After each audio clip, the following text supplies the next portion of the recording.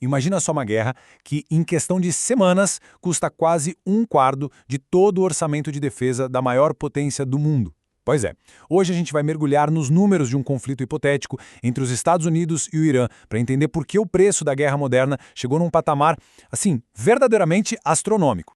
Essa é a grande pergunta, né? Porque, veja bem, não estamos falando só do custo dos mísseis e das bombas. A gente está falando de uma onda de choque financeira que se espalha por toda a economia global. E para entender isso, precisamos começar com um número que dá o pontapé inicial em tudo. 200 bilhões de dólares. É até difícil de processar um número desses. Para ter uma ideia, o orçamento de defesa inteiro dos Estados Unidos para um ano todo é de uns 840 bilhões de dólares. Isso quer dizer que, em só 3 semanas de conflito, o custo já seria o equivalente a quase 3 meses de todos os gastos militares do país. É realmente impressionante. E aqui que a coisa fica mais assustadora. Como um iceberg, esses 200 bilhões de dólares são só a pontinha que a gente consegue ver. É a primeira parcela de uma conta que não para de crescer, escondendo custos muito, mas muito maiores por baixo da superfície. Então, para a gente começar a entender essa conta gigantesca, vamos pelo começo, os custos diretos, ali no campo de batalha. Vamos ver como o dinheiro é literalmente queimado na linha de frente, dia após dia. O que a gente vê aqui é a pura economia da guerra em ação. A campanha começou com uma onda de mais de 160 mísseis Tomahawk, que custam, pasmem, 3,5 milhões de dólares cada um, para destruir as defesas mais pesadas do Irã. Depois que o caminho ficou mais limpo, a estratégia mudou para as bombas J-Jam, que são bem mais baratas. Foi uma decisão puramente econômica, que ajudou a diminuir aquele ritmo frenético de gastos diários. E essa tabela detalha bem essa queima de dinheiro. Nas primeiras 100 horas, o custo foi altíssimo, quase 900 milhões por dia, por causa daquela chuva de mísseis caros. Depois, com a tática nova, o custo diário caiu para uns 500 milhões. Mas aí, quando a gente soma tudo, operações aéreas, navais e a defesa contra os contra-ataques, o gasto diário chegou a picos de 1 a 2 bilhões de dólares. Mas olha, o custo da guerra não se mede só em dólares. Existe um preço estratégico, que é o esvaziamento do próprio arsenal. Gastar munição rápido demais cria um risco gigantesco. Vamos entender o porquê.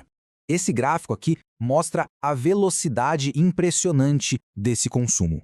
Para se defender dos drones e mísseis iranianos, os Estados Unidos gastaram, em apenas 3 semanas, quase um quarto de todo o seu estoque de mísseis interceptores, como os sistemas Patriot e THAAD. É um ritmo de uso que simplesmente não se sustenta a longo prazo. E aqui está o desequilíbrio crítico da coisa. Mais de 160 Tomahawks foram usados logo no começo. O problema? A indústria de defesa planeja produzir só 190 deles durante o ano inteiro. É como esvaziar a despensa de casa numa semana, sabendo que ela só vai ser reabastecida aos pouquinhos ao longo de um ano. Isso deixa o país perigosamente exposto em outras frentes. Bom, até agora a gente falou de custos militares, né? Mas a verdade é que uma guerra desse tamanho não fica contida no campo de batalha. Ela gera uma onda de choque global e as consequências econômicas acabam chegando na casa de todo mundo. O Estreito de Hormuz é uma das artérias mais vitais da economia mundial. Assim que o Irã declarou o fechamento dele, o resultado foi imediato e brutal. O preço do barril de petróleo pulou de 72 para mais de 119 dólares. É um aumento de mais de 60% que impacta o preço de absolutamente tudo, desde o combustível na bomba até a comida no supermercado. E como a própria Agência Internacional de Energia disse, não se trata de uma alta passageira. É a maior perturbação na história do mercado global de petróleo.